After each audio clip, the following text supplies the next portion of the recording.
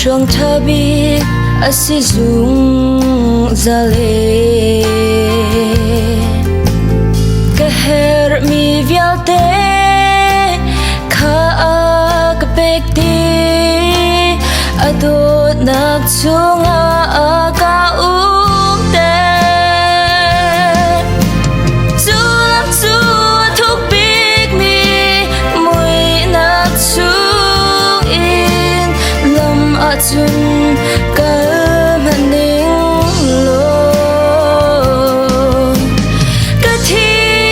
na phang lo ti o ka ngai lo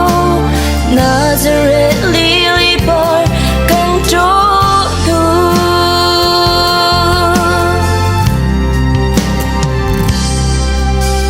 lấy mi an lung nang am nak chu an cho mi lấy bar asi se cây ka thin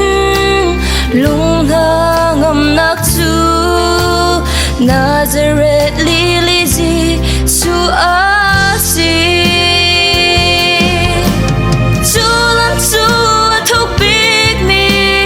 mui nak chung in lam achun ka maning lo ka thi na phang lo ti o ka ngai lo Nazareth lily bar kan cho nu